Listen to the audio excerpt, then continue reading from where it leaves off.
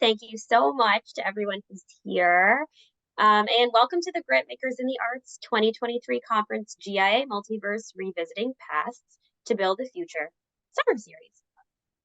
So this is the final summer series session, and we are thrilled that you've been able to join us as we kind of bring everything to a summer series close. And of course, we've got our conference coming up on November 5th through the 8th in San Juan, Puerto Rico. So we're very excited about that. For those who don't know me, I'm Sherilyn Seeley. I'm the Senior Program Manager at Grantmakers in the Arts.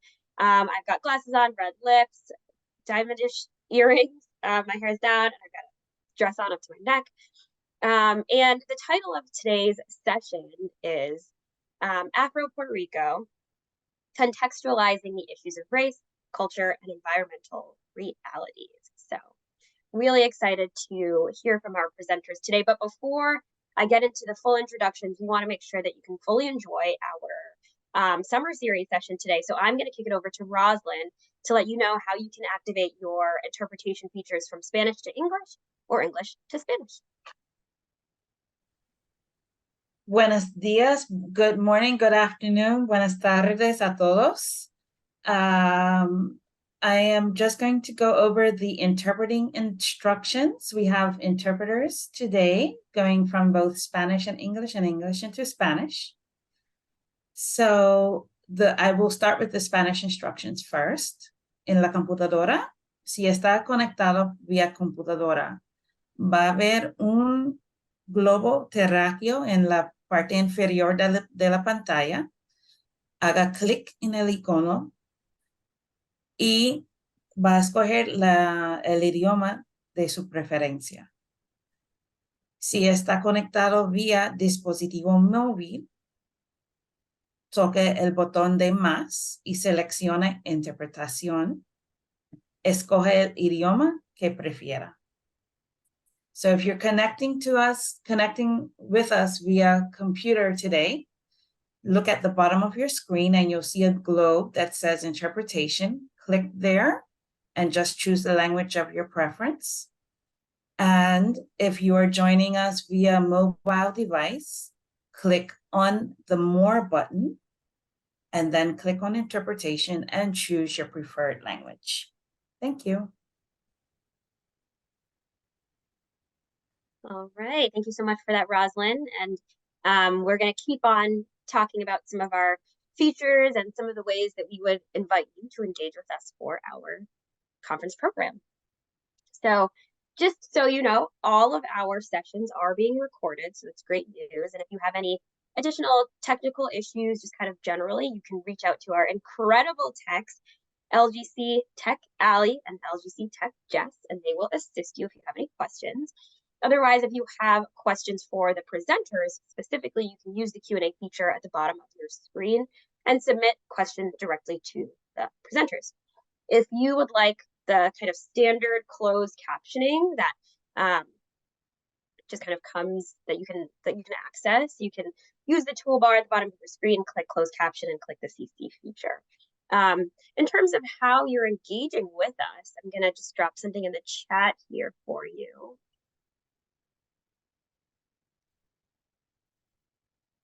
There you go. And that's just an overview of how we are conferencing together, some of the FAQs, guidelines, and that sort of thing, in case you've got any questions. And so with that, we're super excited to hear from our speakers, Celso Gonzalez, Ruth Noelia Figueroa, Dr. Mary Cruz Rivera Clemente, Ogla Chapman Rivera, and Dr. Marta Moreno Vega. And with that, I will kick the mic over to Dr. Marta Moreno Vega to get us started. Good afternoon and welcome to our team and also welcome to a discussion. And you'll note that in the title, we didn't put art, and you're probably wondering, is Grantmakers for the Arts, why not? Because our team understands that culture is at the grounding of how the artist expresses themselves. And in understanding that and in developing what we have called Corredor Afro, which is a pathway, an Afro pathway, it's in recognition to the fact that in Puerto Rico, for many people, don't understand that it's a possession of the United States, technically a territory. We understand it as a colony of the United States. And racism within the island exists as it does in the United States. And the history of Puerto Rico, a colony first of Spain, and then now of the United States, the intricacies and the effects and the impact of racism continues to affect all of civil society. Art, historically, and institutions of art on the island have done very much like the ones in the United States. Those that are preferred, those that are white appearing, generally get incredible funding. Those that are not, and provide a perspective that brings different points of view, also receive less than or marginalized because of their aesthetic understanding. So that in developing this project, Corredor Afro, Dr. Maricruz Rivera Clemente and myself had been working together since 2015, when we were part of an a conference I organized as the Caribbean Cultural Center in Argentina. Because one of the things that we've been working with, not only locally or internationally, is trying to unite the African diaspora that has many manifestations depending on the colonial countries that impacted our realities. And in doing so, we began to look at Puerto Rico, Mari being grounded and born in a historic community, which she will address, historically runaway Africans that refused to be enslaved and have developed a community that continues to influence and impact the perspective of African Boricuas in the island, and also begins to influence much of what is happening now. And in that process, we came together, understanding my experience in the United States, having built the Caribbean Cultural Center, among other institutions, that it was important to bring a perspective that centered the African Boricua experience and connected to the Afro diaspora experience. And in doing so, center culture, and in centering culture, understand that culture is an inclusion of art, it's an inclusion of culinary arts, it's an inclusion of all that one creates. And creating from that perspective is how Corredor Afro emerges. So that here you have the narrative of our mission, our purpose. In so doing, we have come together, which I think is a historic partnership, because I don't know of any other two organizations that come together to build an organization or a project that is global in perspective and local at the same time. So that what you see is Corredor Afro's mission and intention. And I'd like the next slide. And these are the pillars of how we developed the project. And the idea being that in doing the work that we do, looking at what is been marginalized in Puerto Rico and the rest of the Caribbean and in the rest of the African diaspora, is centering Afrocentricity, the African perspective, the African creative energy at the center of our creation. So that when you look at this map, what you're looking at is what we have developed in terms of addressing different components, different perspectives of what we need to address. COPI, which Mari will talk about and has developed over better than 22 years, focuses on culture, environmental justice. Creative Justice Initiative is developed when we see the destruction and the dismantling of civil rights in the past, the aggressive, right, destruction of civil rights which means also the destruction of the right to language, the right to write, the right to create in ways that we're seeing articulated across the nation. Censorship is real. Banning books is real. The right of women to have their bodies is real. And these are issues that those of us who come out of the 60s and civil rights movement understand as being central to a just and democratic society. And it's part of the message, and it's part of the linking of experiences. We've developed sub or adjacent projects. Ori is a gallery that has taken the name of the Yorubas, one of the major groups that comes into the Caribbean. And in branding that name, Ori, we are saying thought is central to creation. If one does not think of the condition of your community, of your people, and understand the consequences of racism, discrimination, and marginalization, then one cannot create in a way that is effective and impactful for change. And if change is the objective, one has to understand what are the issues that impact our communities, both negatively and favorably, and use those as tools and as a vehicle for creation. We have developed a series of conferences, having open discussion, global discussions, looking at race, the mythology that is created in people wanting to restructure a history, a fact, and also art, and art as the vehicle for the public conversation on justice and injustice. Negro is a series that now is happening, as well as the Afro-Caribbean exhibition we just did in St. Croix, because we're very clear on forming a connection and an understanding, excuse me, that within the African community, the largest population of enslaved Africans was taken to Latin America and the Spanish-speaking Caribbean. And many people do not know that. And in not knowing that, believe that in the United States, there's a very small population of African descendants speaking Spanish or Portuguese or even French. So we wanted to center, and we continue to center, there are more than 6 million African descendants that speak Spanish identified with the global diaspora. And in doing so, we are clear that there are issues that we hold in common. And one of the major issues, and I'll turn the conversation over to Mari, is the environment and environmental justice. Mari. Saludos, sean todas y todos. Mi nombre es Maricruz. Soy de la comunidad, nací en la comunidad de Piñones, en Loíza, en el sector del terraplén.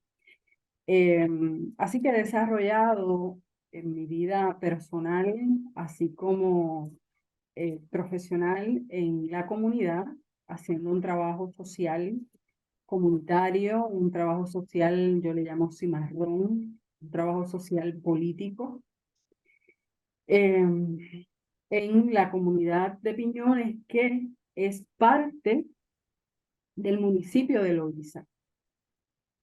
Loíza es el pueblo de Puerto Rico donde habita, donde su composición demográfica, la mayoría de las personas somos negras, somos afrodescendientes, evidentemente es negro. Y así como hablaba la doctora Moreno de la discriminación del racismo que existe en Puerto Rico, pues sucesivamente por vivir en el pueblo donde la mayoría de la población es negra, pues se siente la discriminación, se siente el racismo, se vive todos los días y sufrimos también la interseccionalidad de esa discriminación racial por estar y vivir en un país que es una colonia o un territorio de los Estados Unidos. Así que sufrimos esa doble también discriminación de ser negros y de ser puertorriqueños, ¿verdad? Depende de dónde estemos mirando. Así que Piñones cuenta dentro del pueblo de Loíza con el bosque de mangle más grande de Puerto Rico y es custodio, ¿verdad? Somos custodios de esos recursos naturales que están en nuestra comunidad y particularmente una comunidad negra en Puerto Rico, tener esta posesión de recursos naturales se constituye en una amenaza para el desarrollo hotelero, las propuestas económicas que se diseñan desde fuera de la comunidad. Así que COPI nace en el 1999, ya el año que viene, ya tenemos 24 años de servicio, de trabajo desde la comunidad de Piñones, haciendo un trabajo importantísimo cultural, como habla la doctora Moreno, de esa producción que hacemos y esas aportaciones que día a día nosotras y nosotros estamos haciendo desde nuestro espacio comunitario.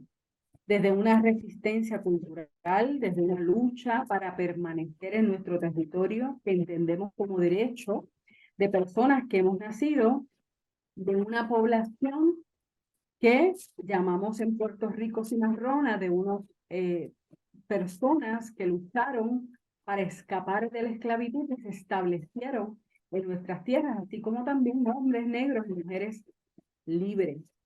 Por lo tanto, esta composición es importante, la historia, para entender y posicionar a Piñones desde un punto importante que en este trabajo que Marta y yo hemos comenzado desde hace mucho tiempo, sale el corredor afro y casa afro hace unos años atrás, hace 4 años atrás, pero el trabajo y la colaboración viene desde hace mucho tiempo. Por lo tanto, ese entendimiento de la importancia que el corredor afro salga desde esta comunidad hacia el mundo, pues le da un valor sumamente importante. Así que Loíza está dividido en diferentes sectores, se compone de diferentes sectores. Sin embargo, Piñones es el sector territorialmente más grande, aunque poblacionalmente el más pequeño. Hemos estado amenazados por ser desplazados desde 1967, donde reconocemos desde COPI los grupos que comenzaron antes que nosotros a luchar por la defensa de la tierra, por la defensa de los recursos naturales y por la defensa de una comunidad, una de las comunidades más antiguas que tiene Puerto Rico, está ubicada en nuestro sector en Piñón.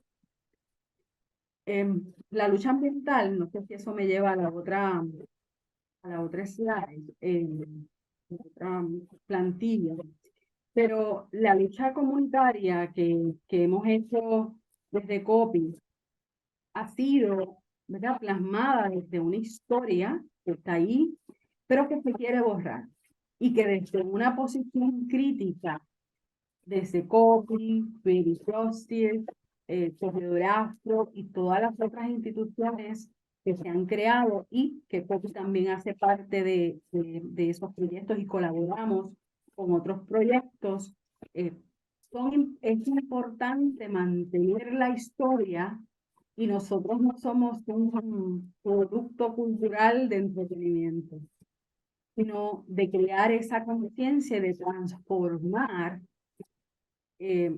esa narrativa y esa forma de mirarnos estéticamente y crear y construir unos espacios de solidaridad, pero basados en conocimiento, basados en conocer nuestra historia y conocer esa historia y provocar que se conozca esa historia que la escuela me cuenta, que el sistema de educación pública niega.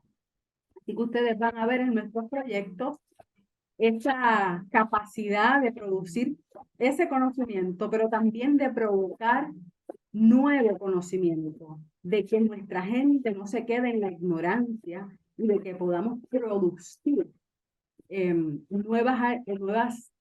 nuevos discursos basados desde nosotros, desde nuestra realidad. Esa realidad, esa historia mirada, muchas veces hemos tenido que enfrentarla con acciones. Nuestra gente necesita ver acciones. Lo que hace Copy, lo que hace Afro, es tener un espacio físico donde nuestra gente en la comunidad pueda congregarse, pueda ir, pueda mirarse, pueda proponer. Y es un reto mantener instituciones que vayan creando esa conciencia pública, esa conciencia colectiva para mantener esa cohesión que queremos y necesitamos llevar a toda la gente, no solamente desde el trabajo comunitario, no solamente a una población particular, es decir, a los viejos, a los niños, a toda una comunidad. Así que tenemos esa capacidad de poder transmitir estos conocimientos a mucha gente al mismo tiempo y también cómo combatimos el racismo de aquella gente o de aquellas instituciones en el país que provocan esas opresiones que se sienten desde Piñón, desde Loíza. A veces no se sienten desde otros lugares, pero se siente como pues la falta de recursos, cuando tenemos menos educación, menos escuelas, cuando tenemos menos servicios de internet o menos servicios de energía eléctrica, de agua potable. Así que de esa manera lo sentimos. En el aspecto ecológico y la cuestión ambiental, hemos estado haciendo un trabajo muy puntual, porque como les decía, tenemos el bosque de mangle más grande de Puerto Rico, pero también ese bosque significa para algunos no progreso, o significa para algunos el impedimento para desarrollar un Puerto Rico que no es el que nosotras queremos, de justicia para nuestra gente. Así que la gentrification o el desplazamiento de la comunidad es una amenaza que hemos enfrentado para mantenernos obviamente juntos, pero también protegiendo ese recurso natural. Así que Piñones y Copy, desde nuestros espacios, con el Casa Afro, con todos los proyectos que hacemos de concienciación, hemos comenzado en el 2017, en el 2020, una recuperación del bosque, porque en 2017 sufrimos 2 impactos de 2 huracanes, Irma y María. Así que el bosque también, por defendernos y por cuidarnos, por protegernos, se vio amenazado, se vio abatido por esos vientos de huracanes. Y fue deforestado en unas zonas importantes, entonces empezamos a trabajar con la limpieza de los canales, de los manglares, para poder sembrar, para poder volver a recuperar ese bosque importante.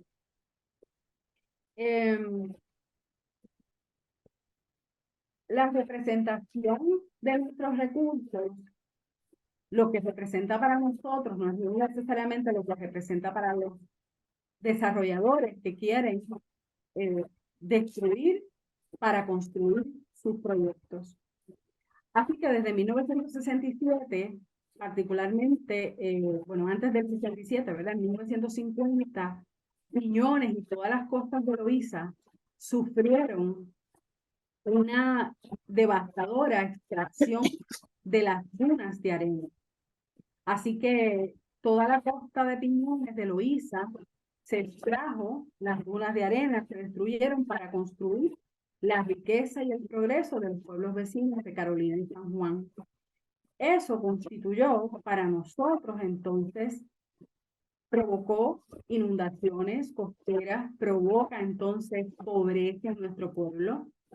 Así sucesivamente otros proyectos que son de desarrollo para los otros pueblos vecinos, pero de empobrecimiento para los como ha sido la construcción de la planta de tratamiento de aguas usadas, que da servicios a Loíza, da servicios, perdón, a Carolina, pero le quita los servicios a Loíza, y ahí vemos cómo el racismo institucional se manifiesta directamente con estos proyectos particulares que demuestran y que evidencian el racismo contra el pueblo de Loíza, haciendo que Loíza todavía tenga menos recursos y más empobrecimiento. Creo que hasta aquí puedo llevar la intervención y pasamos, me parece que viene Olga.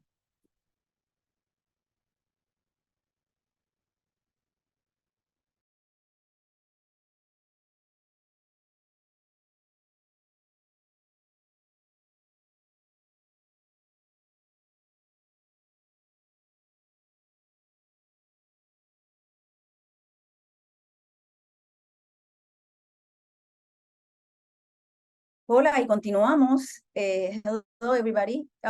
This is a section on something that, thank you, Maricruz, first of all. There's some slides that we're going to add just so everybody knows that are in relation with what Maricruz was communicating and sharing with everyone. Right now, my name is Olga Chapman Rivera, and I am part of Corredor Afro, the areas of communication and digital. And we wanted to touch on local racial construction because this is something that usually we get asked. And we know that all throughout the colonization, a structure and a hierarchy was built by the colonizers, mainly European. But that has different nuances. And it changes based on location. So racism and structural racism as a whole is a system that impacts us all, but not necessarily is displayed or race is constructed in the same way. So also, we wanted to bring this to the forefront to say that there's a significant difference in the way Puerto Rico, many islands in the Caribbean, and also Latin America, race is constructed. And I remember a professor from the university that once told me that sometimes in other places, let's say the United States specifically, one drop of Black blood makes you Black, but in the Caribbean and Puerto Rico and many other places, one drop of white blood makes you white, right? So it's a huge distinction. And as we're saying in the presentation, that is a significant difference because it prevails in Puerto Rico aside from ethnicity, and it prevails the ethnic classification or phenotype or how we look, right? And there are different gradations of how people refer to you as a Black person based on your color, on your physical features, the texture of your hair. You might be a trigueño, a prieto, a jabao, a claro, a oscuro, a trigueñito, and many others that are centered on the physical aspect of descent is mainly focused on phenotype and not necessarily on your DNA composition or your biological ethnicity. And the rule in the US, in contrast, is hypodescent, right? That sustains a simple classification, as you're seeing here. It's founded, is well defined, and is binary. And it's a binary Black versus white, or Black in contrast or opposition of Black or white as the composite and everything else as the other. And then in the Caribbean and the colonies and the territories in Latin America, it's a different hierarchy, and that hierarchy is more in line, connected to colorism. So that's why we wanted also to show the color-based caste system, right? The value that is given to color skin and how that caste develop a power structure. In Puerto Rico, in Mexico, and many other places within the Caribbean and Latin America, you could be considered a Spaniard in the times as that we were colonized by Spain, based on how many times a person married a lighter skinned person until they became a Creole. And then after becoming a Creole, they become a Spaniard in terms of your look or phenotype. So there was a way for people, and that's why in Spanish, the phrase, hay que mejorar la raza, right? That you have to improve your race, where grandmothers and great-great-grandmothers were subject to that notion. It was not only about race, it was also about access. It was also about owning property. It was also about moving socially, social mobility, and access to education and others. So it's important that difference and that distinction between a person that is very, very light skinned, that is considered Black in the context of the United States, but a very, very light skin in the context of Latin America or the Caribbean or Puerto Rico that might consider white, and not in the sense of white European, but in the sense of the way race is constructed and built within the Caribbean and within Latin America. We feel that this is an important way of navigating race and social relations. Even so, more so now after Hurricane Maria, when we have seen a big group of people coming in from the United States and other places around the world to Puerto Rico to understand that the way race is built is different. The way we relate to each other is different. Racism is as real here as in any other place. So one thing is how race is built, and the other thing is how racism impacts all of us, which is exactly the same way that it impacts all people around North, South, and Central America. So we want to highlight that colorism is a more effective way to categorize how race is built within the context of the archipelago of Puerto Rico and in the context of the Caribbean and Latin America, so than the hypodescent construction of whiteness and the otherness of any other racial composition. So I'm going to getting to Celso. And then after Celso, we're going to come back to Maricruz, where there's some instances and imagery around what she was communicating with all of us just recently. So I'm going now to Celso Gonzalez. Thank you, everyone. Hello, everybody. My name is Celso Gonzalez. I'm a multidisciplinary artist from Loíza, Puerto Rico. I'm very honored to be sharing this space with these amazing groups of women, which I've been working for the past few years in this beautiful project that is Corredor Afro.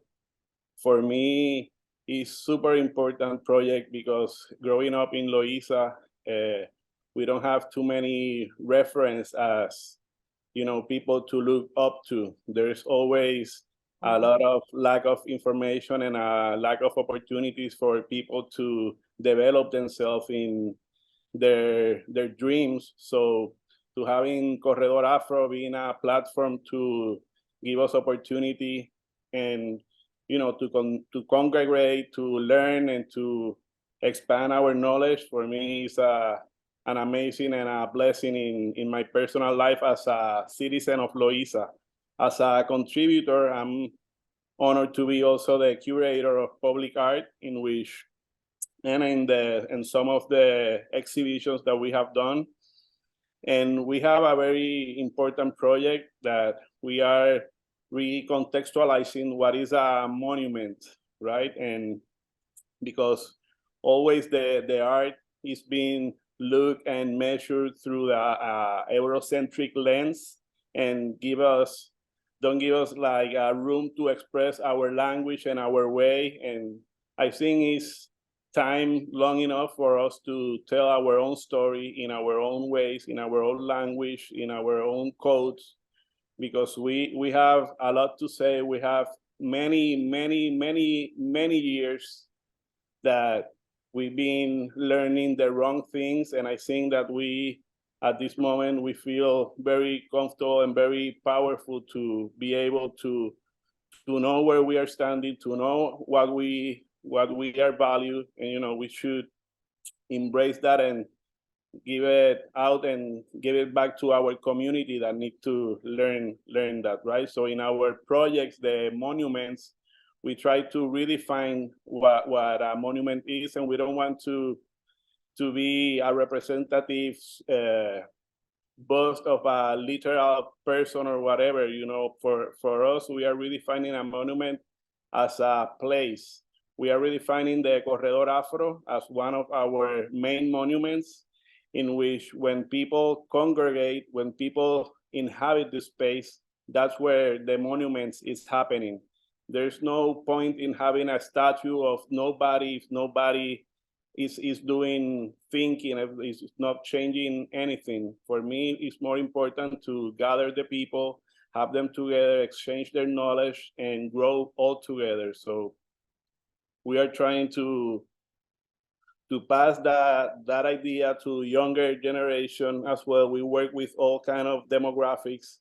We also, you know, are working in different workshops, not only of art, but in different aspirations of the community. The main idea is to listen what they want to grow, and we are just a catalyst to make it happen. And we are very grateful to come with the support of Ruth, who is gonna be talking soon. She's in charge of all the logistics in the corredor, and she will develop a little bit further on the workshops that we teach.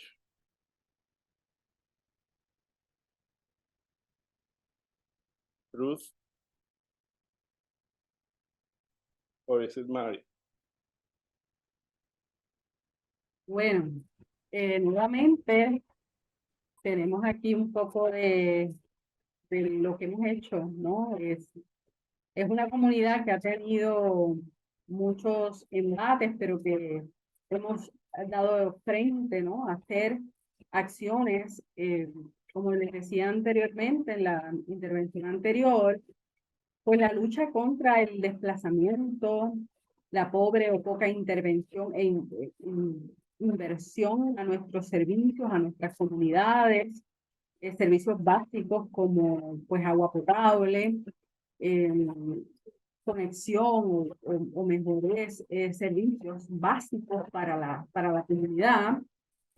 El desplazamiento, ¿no? Las amenazas de desplazamiento de la comunidad, pues han movido a que nos organicemos y trabajemos en beneficio de nuestra gente, de nuestro territorio y de los recursos naturales de la comunidad. Así que van a ver en esas fotos toda la creatividad también que nuestra comunidad ha utilizado para defenderse de lo que son los proyectos, tanto las acciones de comunidad, las reuniones comunitarias, las conferencias de prensa, algún tipo de actividad artística para llevar el mensaje y poder transmitir no solamente a la comunidad, sino a las demás personas en el resto del país, de la importancia que es preservar nuestros recursos naturales. La próxima visual van a ver cómo las inundaciones son parte, después de 1950, de esta extracción exorbitante de nuestros recursos de arena, de las dunas de arena que protegen esta costa de Loíza, pues cómo entonces se comienza a sufrir la comunidad anualmente de inundaciones, y esto se empeora cuando tenemos eventos atmosféricos como los huracanes. Así que esas imágenes son muy comunes en muchas de nuestras comunidades en Loíza, de ver las inundaciones, de la pérdida de propiedad, de la pérdida de los artefactos que tienes en tu casa, cómo pierdes esos recursos que tanto trabajo nos dan y nos cuestan. Así que lo que la comunidad, particularmente de Piñones, ha hecho, pues, es enfrentar al Estado, es movilizarse, es educarnos y proponer nuevos proyectos y propuestas para nuestra comunidad, propuestas que vienen consonas con lo que nosotros entendemos es nuestro propio desarrollo.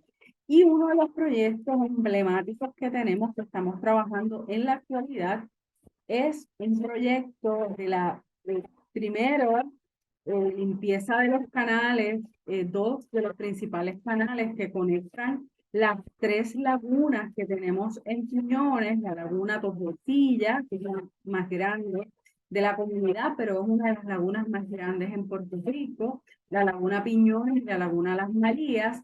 Cuando vino el huracán, los huracanes Irma y María en 2017, derribaron cientos de árboles y obstruyeron esos canales. ¿Y qué pasa con eso? Esto provoca, número uno, inundaciones, más inundaciones, agrava el problema de inundaciones en la comunidad y también disminuye la pesca, disminuye la vida marina y se afecta también. Así que ahí comenzamos a trabajar en la limpieza de estos canales y luego cuando nos adentramos más al bosque, vimos toda la deforestación que sufrió el manglar, zonas grandes de deforestación, y entonces comenzamos a recoger semillas del mismo manglar para sembrarlo nuevamente, para trasplantarlo en las zonas del bosque que fueron deforestadas. Así que esto es un proceso también a largo plazo, es un proceso que puede tomar al menos 10 años para poder restaurar, para poder volver a ver algún cambio.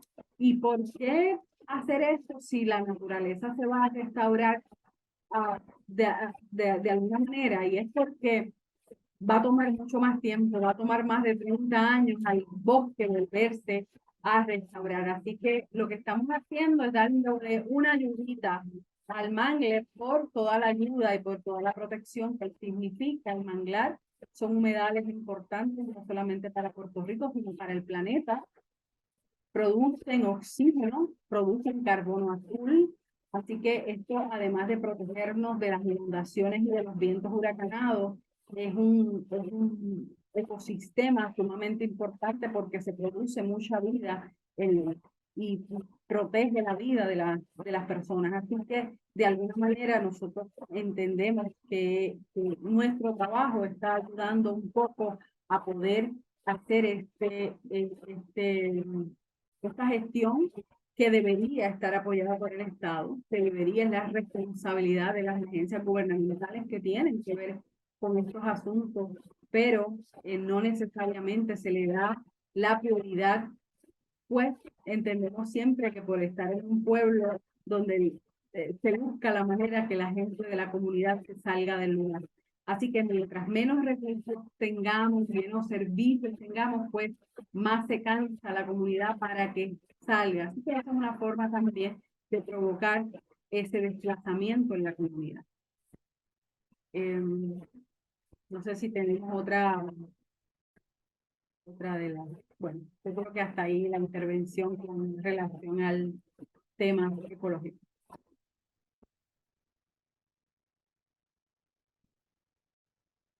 Me parece que pasamos.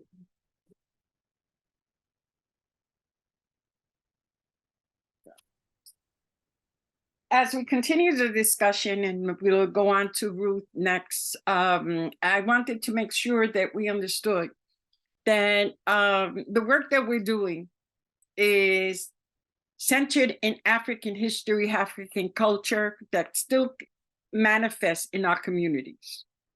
That the memory of our elders, that the memory of those of us who are documenting our experience, researching our experience, when higher education does not, when the public schools do not, when they're not included in the learning process of our communities, and I'm saying communities in general, it becomes very important to have places that focus on pro-Blackness. And what do I mean by pro-Blackness? I mean that our curriculum is to include the diversity of experiences that have built the nation and have built Puerto Rico, that it has to reflect the diversity of who we are, and that's the work that we are doing. We're living in a historical moment, and one of the things that we have to understand is that what is normal now is not normal. And we have to confront that reality. that what is considered normal or what was considered normal is no longer normal. And what does going forward mean? How do we go forward? How do we construct institutions? How do we construct thinking? How do we construct a reality that speaks to a future when we see injustice happening at levels that we thought we had eliminated, right? During the 50s and 60s. Right now, we're hearing the destruction of Africana studies, and as Celso mentioned, it's important for our communities to know our history. Who has contributed to that history? What has made that history? And one of the projects that we had, and Maddie and all of us were discussing it, is that we know we don't have access to education, even though the education is flawed. Because if we have flawed education, then what is coming out is a cadre of young people or older students that do not know the facts about the histories of the different people that are part of their experience. And one of the things we're finding in Puerto Rico is that even the post office doesn't know that we're part of the United States, doesn't know that we're citizens, even second-class citizens. And therefore, the information, even just talking on a daily basis to people that come to experience vacation or come to this for displacement, investors that come for displacement do not care and are not interested in who we are as an African community, as an African descendant community. So in this moment, as I said, we can't do business as usual. We can't talk as usual. We can't fund as usual. Funding has to be directed towards change. And it has to come directed to change at the bottom, sustaining those experiences that hold people accountable to their experiences, the historical legacy that brings us forward in different ways. And Piñones, Loíza is one of those places where people have maintained their experience, although displacement has been aggressive. But what we're understanding is with the disorder that is happening in the United States, right, also impacts what Puerto Rico is and will become. And how funders impact that is critical at this moment in time. And one of the projects that we did was focusing on how Loíza and Piñones is bypassed when recruitment of colleges go to communities to recruit students. Loíza and Piñones is one of the places that universities don't come. And we did a program around it, and I'd like Ruth to address that and our workshops.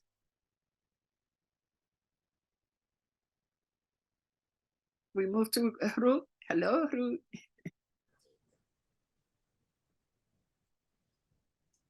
Saludos, ¿me escucho bien? Sí. Sí, ok. Mi nombre es Ruth Figueroa, trabajo para el Corredor Afro, soy original de Carolina, con raíces en Loíza, Santurce, Guadalupe, Monserrate y un montón de otros espacios físicos. Continuando la línea de Marta, la cuestión del acceso a la educación de parte de nosotras, las personas afrodescendientes, al menos en Puerto Rico, y entiendo que es igual en muchas partes del mundo, es bien difícil. Muchas veces las escuelas que van a reclutar a personas negras o afro o de comunidades marginalizadas son escuelas técnicas como para aprender a reparar autos, para aprender a ser enfermera, para cuidadoras y demás. Y obviamente no hay nada malo con ellos, pero evidentemente tras ese tipo de reclutamiento hay una estructura y un sistema racista que precisamente quiere que nosotros nos mantengamos haciendo el trabajo fuerte, haciendo el trabajo técnico y no que estemos pensando, que estemos desarrollando arte, que estemos desarrollando cultura, que seamos psicólogos, que seamos músicos. Hay como un boundary ahí entre qué podemos acceder como personas afrodescendientes y qué no, y a dónde podemos ir. Y está súper evidente, no se esconde, podemos mencionar varias universidades de Puerto Rico que van a reclutar a escuelas privadas, van a reclutar a colegios importantes, a escuelas especializadas, sin embargo no salen alrededor de sus comunidades. Por ejemplo, la Universidad de Puerto Rico, que es de donde yo soy, tiene varias comunidades a su alrededor que son afrodescendientes. La misma universidad desplaza una comunidad y tú no los ves reclutando estudiantes o personas de esas comunidades para entrar a acceder a una universidad, una educación, mejor dicho, higher education, como van quizás a colegios como San Ignacio, que son colegios para personas que son afluyentes económicamente y son blancas. Pues parte del trabajo que hacemos en Corredor es precisamente abrir las puertas a que las personas que normalmente no tenemos o no tienen acceso a este tipo de discusión, como lo es la racialidad, como lo es la gentrificación, como lo es el arte, lo tengan disponible de una manera en la cual no se sientan fuera del lugar, sino que parte del espacio, que sean personas negras las que estén brindando esa educación o esa información, que también serlo dirigido hacia personas negras por personas negras. Lo que quiero decir con eso es, y vuelvo y repito, porque no puedo como que stress enough el hecho de que es bien importante que cuando estemos educando o que cuando queramos compartir esa información sea desde nosotros y para nosotros, para que así no haya una misrepresentación como normalmente suele pasar en los libros de historia, en el arte y demás. Podemos ver, si buscamos históricamente en las expresiones artísticas en Puerto Rico, muchas de ellas son de personas negras en una posición de esclavizada o son en la servidumbre o en el background, nunca están al frente, y eso es lo que queremos cambiar. Queremos desarrollar personas que incursen dentro del mundo de las artes, que puedan apalabrarnos, que puedan pintarnos, que puedan exponernos de una manera diferente, no dependiendo de las personas que típicamente nos piensan según sus prejuicios y su enseñanza, que está basada en una enseñanza eurocentrista. Como pueden ver aquí, hablamos también sobre el tema de la gentrificación, que ha impactado mucho a comunidades históricamente negras, particularmente loízas y piñones. Aquí hablo desde la experiencia personal. Mi familia es original del área que ahora se conoce como Isla Verde. Isla Verde fue uno de esos territorios que era parte de San Mateo de Cangrejo, a la cual desplazaron a las personas que vivían ahí y convirtieron esa área en una zona hotelera. ¿Y qué pasa con esto? Le estás quitando el acceso a personas de desarrollar su economía. En esa área habían salones de baile, habían salones de comida, ahí se practicaba deporte, se hacían fiestas y demás, y era una forma de que nuestra gente creara esa economía sin depender de personas o del status quo. Lo mismo quisieron hacer en Piñones, y ahí es que entra en el 1967, si no me equivoco, comenzó la lucha en contra de esa gentrificación y de ese development en Piñones, de los hoteles y demás. También podemos ver esto en lo que pasó, volvemos a San Mateo de Cangrejo, que es una comunidad que fue fundada por personas negras que también huyeron de la esclavización en Islas Vírgenes y en mismo Puerto Rico, en donde está la calle Loíza, por ejemplo, que antes era una zona en donde mucha gente negra tenía su espacio económico, y ahora mismo se ha convertido en un espacio en donde la gente simplemente va a tomar, a janguear y demás, y no hay espacio para un desarrollo de cultura, no hay espacio de un desarrollo educacional, porque cerraron las escuelas gracias a la gentrificación, han cerrado muchos espacios culturales, han cerrado espacios en donde las personas negras podíamos ir a hacer música, a hacer arte y demás, y es algo que nos está afectando actualmente tras la ley 2022. Es decir, se ha vuelto un poquito más complicado. Ha venido un boom de personas con dinero, normalmente blancas, a Puerto Rico, han comprado propiedades, han comprado escuelas, han comprado espacios que jamás tuviese pensado que iban a ser vendidos, y para convertirlos en espacios de Airbnb, los han convertido en hoteles mismos, en moteles, en restaurantes, en lugares que solían ser escuelas de la comunidad, casas, espacios comunitarios y demás. Podemos ver esto también en lo que está pasando en Río Piedra. Río Piedra es un espacio que también pertenecía a San Mateo de Cangrejo, y luego del partition que hubo, pues pasó a manos del municipio de San Juan. Río Piedra ahora mismo está siendo comprado por todas estas personas que se han acogido a la ley 2022. Y eso está también siendo piedra de tropiezo para la educación.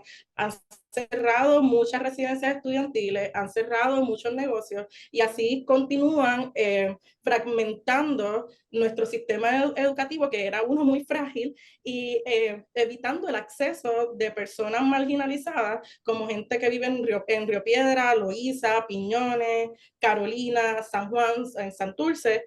Y pues sí, y nada, en lo que hacemos en el corredor es tratando también de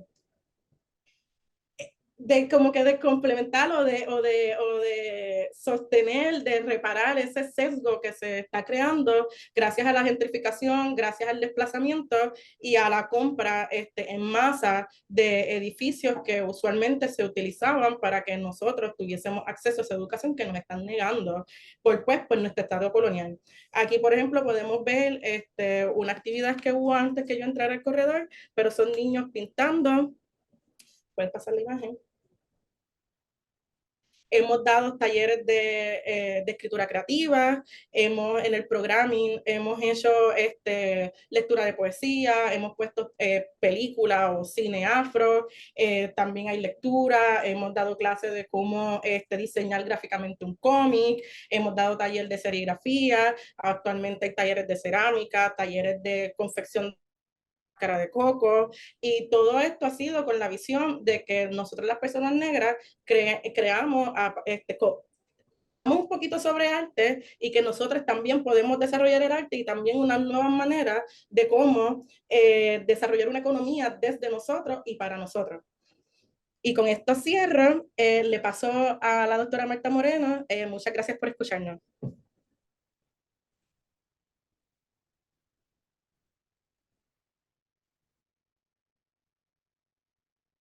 Bueno, now you have an overview of some of the issues that we are facing, right?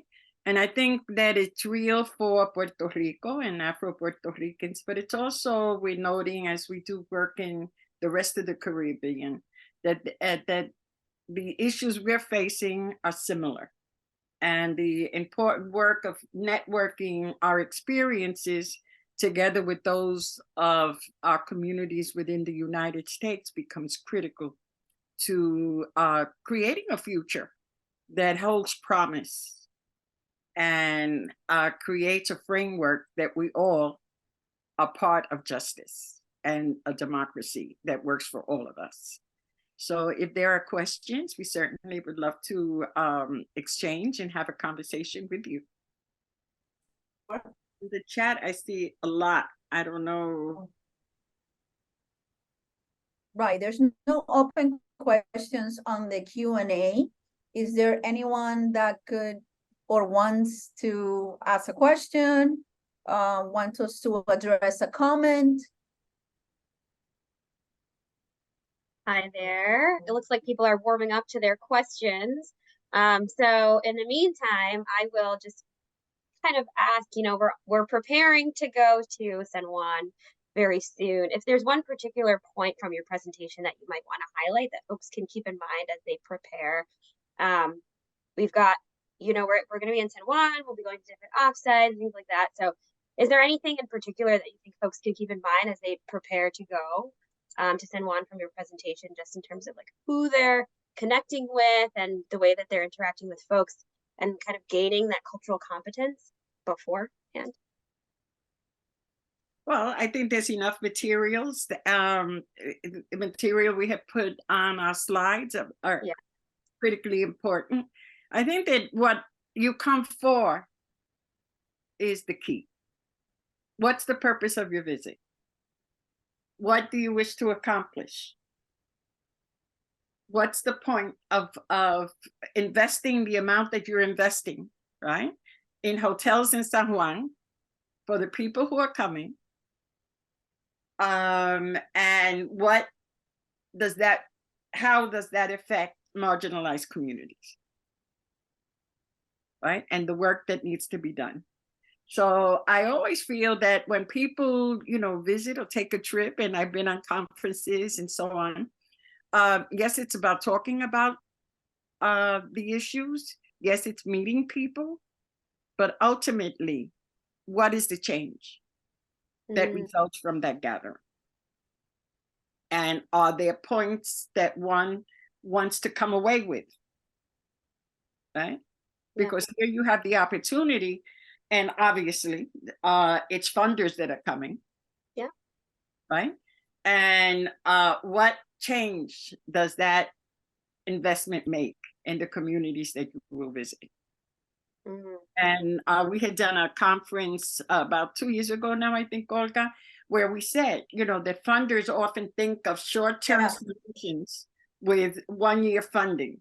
And we saw a change after we did that conversation, where funders began to do 2 and 3 year funding.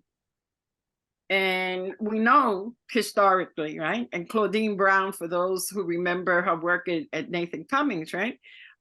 Said that funding for 8 years should be the minimum.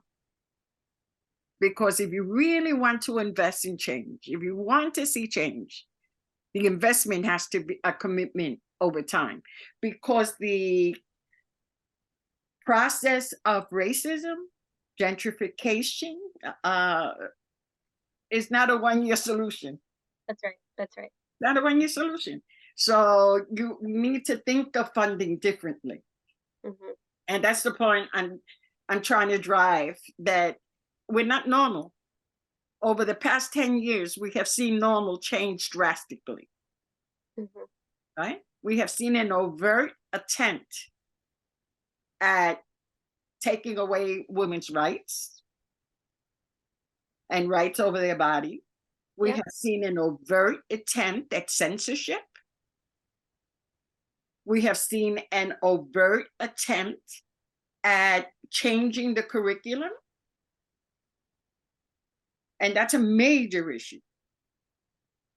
And in the process of, at Celso's point, of looking at monuments and what is a monument and what's the significance of a monument and what should it be for communities that historically have had to look at imagery that speaks to their oppression, right?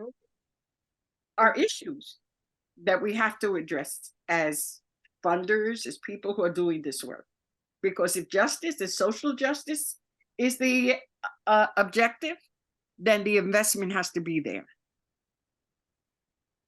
Yeah, that's for right. change. Mark, I appreciate that. to comment and follow up on what you're saying, because not only is so important that we know what is the purpose of why we're coming in, but also, and being my background, which is communications, is how we name things, because language is of great importance when we are addressing these topics.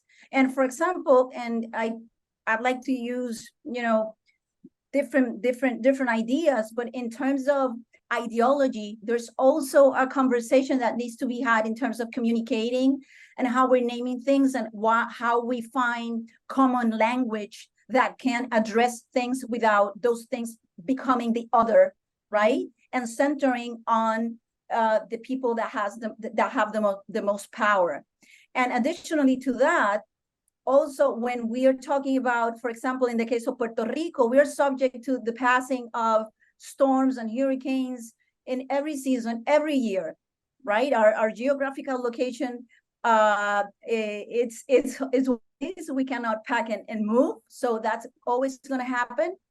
And sometimes we're talking about investing when a natural disaster happens. And that is a problematic language, right? Because it's assigning the impact of that only on that natural event. That is a natural event. When it becomes a disaster is when communities has been disinvested. Communities doesn't have the infrastructure. Communities don't have the tools. They have taken the sand out of the dunes that Maricruz was saying, and that becomes flooding, and then that community is more vulnerable than any other. So addressing things and also calling things as they are in context of the investment or disinvestment, that's important as well. Thank you for that, Olga. Thank you for that. Celso, Dr. Mary Cruz, Ruth, anything to add?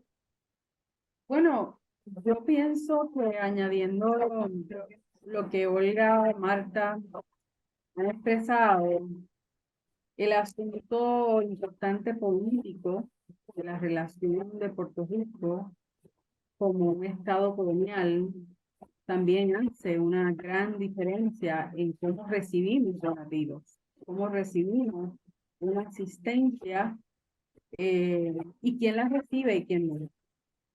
Porque también el asunto para nosotros, por ejemplo, trabajar con unos requerimientos federales, no todas las organizaciones que están haciendo trabajo en las comunidades pueden tener acceso a una 501c3, por ejemplo, pueden tener un acceso fácil a desarrollar propuestas si no tienen un personal que se dedique en las instituciones a hacer este tipo de trabajo.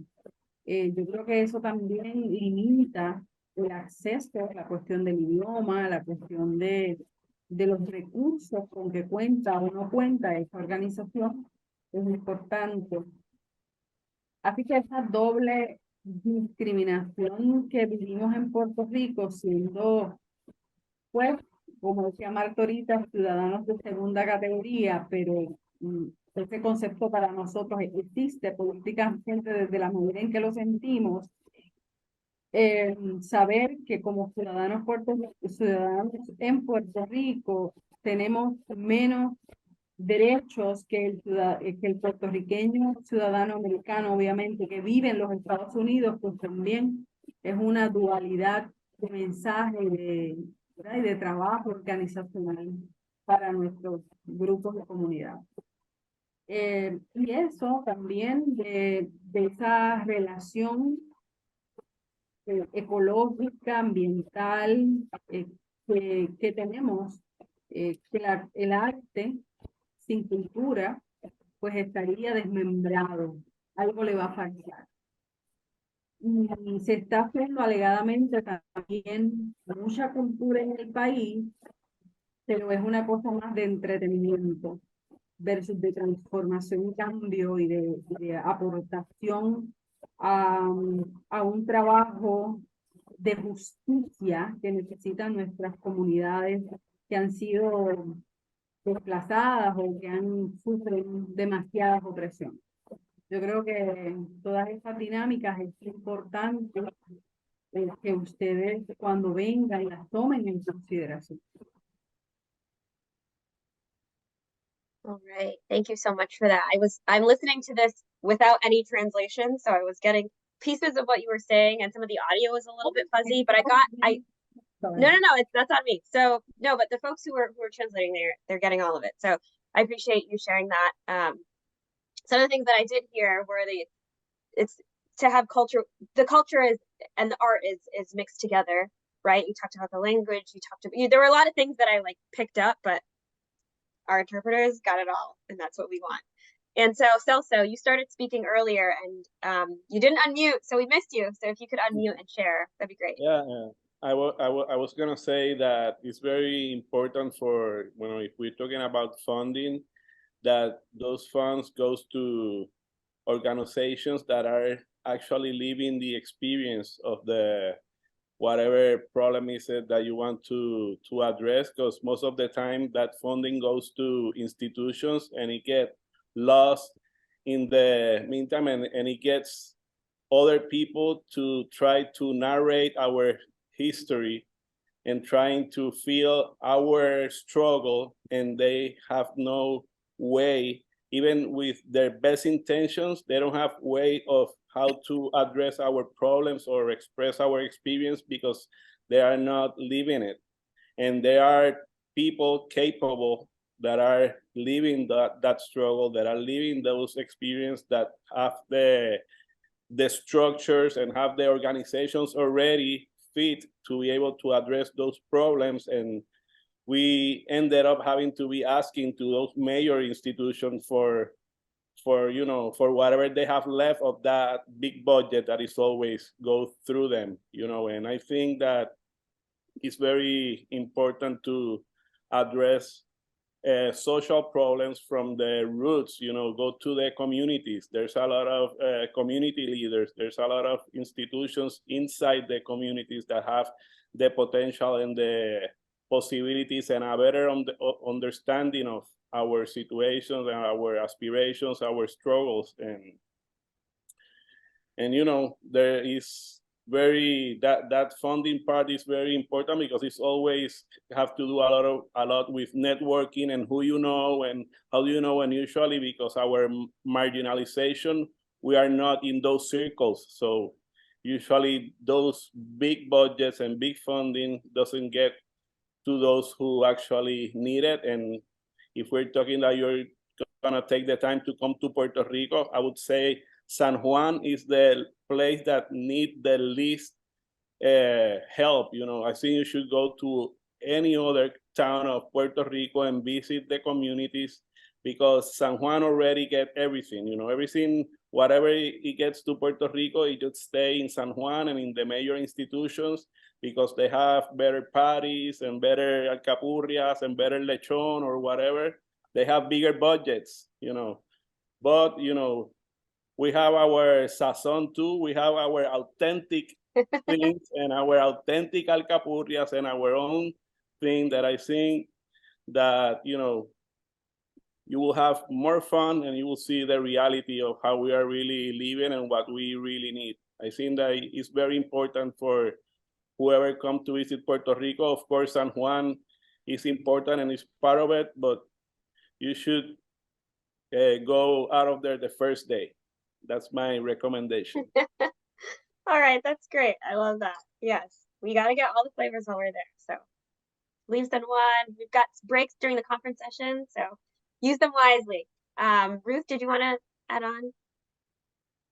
Sí, iba a añadir algo rapidito siguiendo la línea de Celso. El hecho de que el funding no llegue a donde tiene que llegar también se refleja en la educación, el cómo también se crean sesgos educativos cuando la gente que está enseñando no tiene ningún tipo de relación con lo que está enseñando. Y eso lo podemos ver cuando de momento hay personas tratando de enseñar algo relacionado con lo afro que no necesariamente viven esa experiencia, y lo están enseñando a personas afro, crean unos sesgos y crean también una especie de prejuicios que no necesariamente estaban ahí antes, pero como esta persona que no viva la experiencia de ser una persona afro lo está enseñando, está ahí. Y parte de darle el funding a donde se supone que llegue es eso, tratar de evitar esos sesgos cuando tratamos de deal con las comunidades y en especial llevar un mensaje de educación para que la gente también se informe y cambie el mindset que tiene de la perspectiva eurocentrista y colonial. Y pues sí, era eso. Y pues siguiendo a Celso, no vayan a San Juan, no se queden a San Juan, vayan a Arroyo, vayan a Mayagüez, vayan a Vieques, vayan a Loíza. So, Puerto Rico es una isla pequeña, pero es demasiado grande como para quedarse solamente en la metro. That's great. Thank you for that, Ruth. We got a lot of options, folks. We have a lot of options. So those of you who are watching, again, take your time, really explore Puerto Rico. Send one for the conference as well, of course, and as a part of your conference experience, get to know what else is out there, right? As all of our panelists so beautifully said. So we've got 4 more minutes. Is there anything else that was left unsaid that you want to use up our last 4 minutes? Just kind of like any rapid fire, anything. It's our last moment together. We certainly invite you to visit Copi, to visit and see El Mangle, you know, said so in Ruth's point, see the actual, right? See an actual community, experience the spaces, right? Because that's the point. We can talk to you, but talking to you doesn't allow you to see what you should see. And so we certainly invite you and let us know that you're coming, and we will make preparations to take you to different places, Gopi, of course, and to El Corredor. That's amazing. Thank you, Dr. Marta, Moreno Vega, and everyone else who's on this panel for being a part of the panel. Is there anything else that I missed? I see Dr. Mari Cruz, were you going to say something? You look like you were on the edge of your seat. No, okay, just want to make sure I don't miss you. All right, well, thank you so much. You all were fantastic. Again, the session is being recorded, and we're going to give access to everyone who registered for the summer series to see this presentation and all of the past summer series presentations as well. Join us in San Juan and the cities and towns outside of San Juan in November 5th through the 8th for the rest of the conference, the in-person portion. And we are just so grateful to have you speaking to the experience, the Afro-Caribbean experience from the Puerto Rican perspective and beyond at this particular session. I thoroughly enjoyed it, and I'm sure that all of you all did too. So thank you from GIA. We're glad to have you. Thank you.